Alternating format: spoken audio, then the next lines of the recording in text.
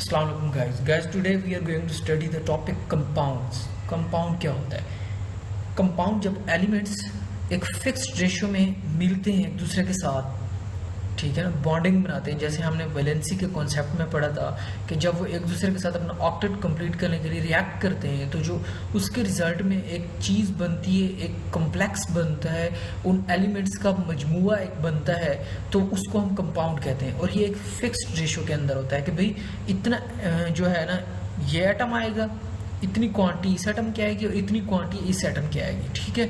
तो फिर वो जाके बनता है कंपाउंड, स्पेसिफिक कंपाउंड। ठीक, देखो कहते हैं compound is a substance made up of 2 और more elements chemically combined together in a fixed ratio by mass. Fixed ratio, ठीक है। कहते हैं as a result of this combination elements lose their own properties and produce new substances that have entirely different properties. हमने पढ़ा ही है कि जो chemicals होते हैं ना, जब वो एक दूसरे के साथ रिएक्ट करते हैं तो उनकी प्रॉपर्टीज चेंज हो जाती हैं, ठीक है ना।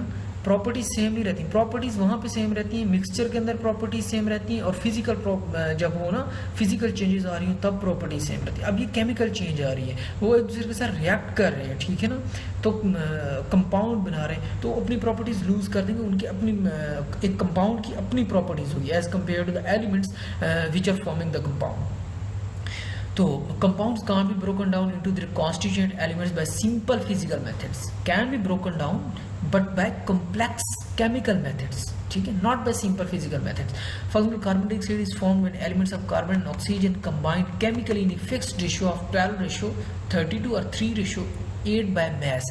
मैंने यहाँ पे लिखा हुआ है, देखो कार्बन डाइऑक्साइड का फार्मूला होता है CO2, ठीक है।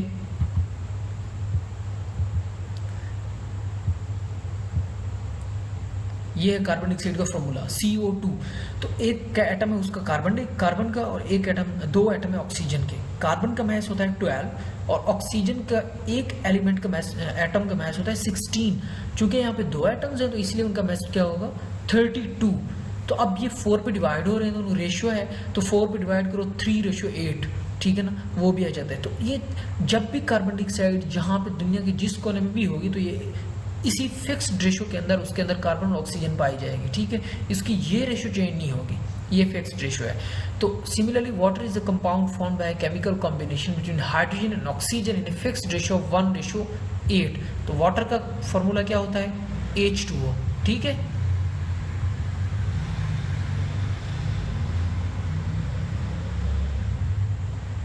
तो H2O, हाइड्रोजन के 2 एटम है और ऑक्सीजन के 1 एटम है। तो हाइड्रोजन के 1 एटम का मास होता है 1, तो 2 एटम है तो मास क्या होगा 2, और ऑक्सीजन के 1 एटम का मास होता है 16।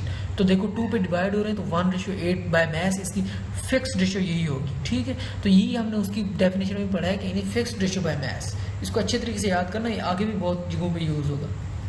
तो compounds can be classified in ionic and covalent. देखो 2 तरह के कंपाउंड्स होते हैं, या तो आयोनिक बनते हैं या कोवलेंट कंपाउंड्स बनते हैं। आयोनिक कंपाउंड्स किस तरह बनते हैं कि 3 डायमेंशनल उनके लैटिसेस होते हैं, कि इस तरह होता है, पॉजिटिव और नेगेटिव आयंस की वजह से बनते हैं। ये हम आगे पढ़ेंगे, पॉजिटिव नेगेटिव आयंस। तो आयोनिक कंपाउंड पॉजिटिव और नेगेटिव आयंस की वजह से बनते हैं। एक पॉजिटिव आयन को नेगेटिव आयंस ने सराउंड किया होता है, सिमिलरली नेगेटिव आयन को पॉजिटिव आयन ने सराउंड किया होता है, और वो 3 डायमेंशनल स्ट्रक्चर बना रहे होते हैं, ठीक है। जिस तरह क्यूबिक स्ट्रक्चर होता है उसी तरह 3 डायमेंशनल स्ट्रक्चर होते हैं। तो वैसे आयनिक कंपाउंड मैं यहाँ पे बना रहा हूँ, देख लो।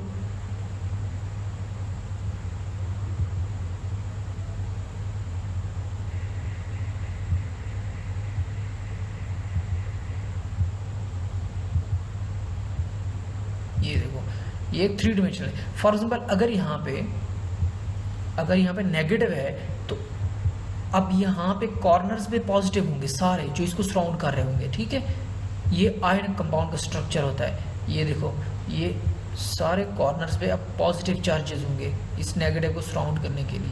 सिमिलरली बाकी जो स्क्वायर्स है ना, उनमें भी ऐसा ही होगा। ये आयनिक कंपाउंड है। तो आयनिक कंपाउंड का जो फार्मूला होता है उसको हम फार्मूला यूनिट कहते हैं। जिस फार्मूले से हम शो करते हैं उसको हम फार्मूला यूनिट कहते हैं। अब कोवलेंट कंपाउंड्स क्या होते हैं? कोवलेंट कंपाउंड्स जो बनते हैं ना, वो एलिमेंट्स के इलेक्ट्रॉन शेयरिंग से बनते हैं। मतलब दोनों एटम्स ने इलेक्ट्रॉन शेयर किए तो उनसे जो कंपाउंड बनता है उसको कोवलेंट कंपाउंड कहते हैं। और कोवलेंट कंपाउंड के जो हम शो करते हैं जिस उसके केमिकल फार्मूला से, उसको हम मॉलिक्यूलर फार्मूला कहते हैं। आयनिक कंपाउंड के केमिकल फार्मूला को हम फार्मूला यूनिट कहते हैं और कोवलेंट कंपाउंड के केमिकल फार्मूला को हम मॉलिक्यूलर फार्मूला कहते हैं।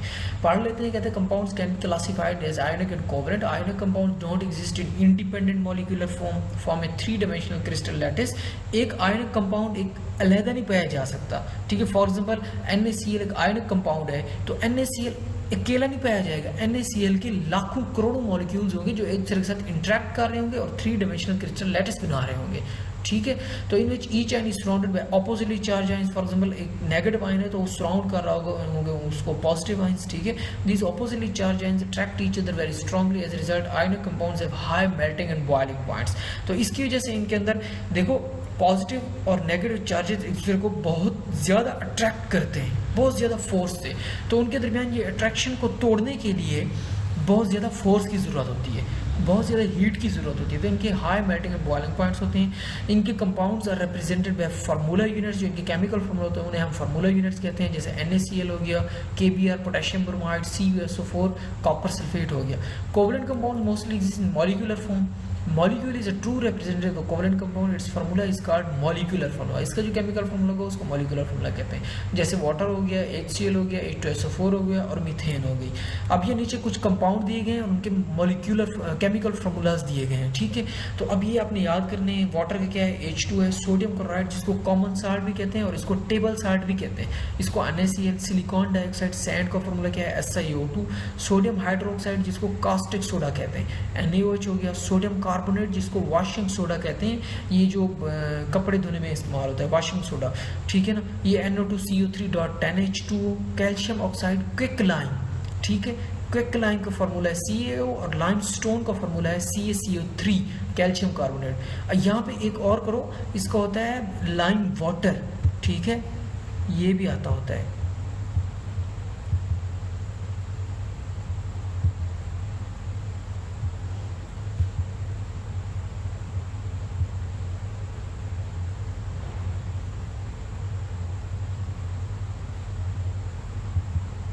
तो लाइम वाटर का फॉर्मूला क्या होता है, CaOH